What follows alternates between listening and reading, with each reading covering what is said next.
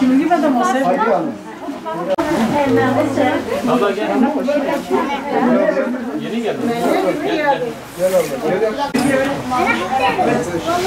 Tamam ya. İsim neydi? Eş köpekten aldım. Abla tamam mı size? İmza attınız mı? 2 dolar kalemde mi?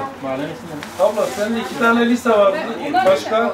Evet. 2 ilkokula, ortaokul pardon. Gel abla. 2 tane de ortaokula gidiyor. Tamam. Lise miydi? Liseyse al oradan istediğini al. Abla dur. Gel buraya. Oradan siyahından diğerlerine istediğini al. Abla tamam mı? Bu sağ olsun oldu. Meleği. Biz ortaokuldu. Başka var mı?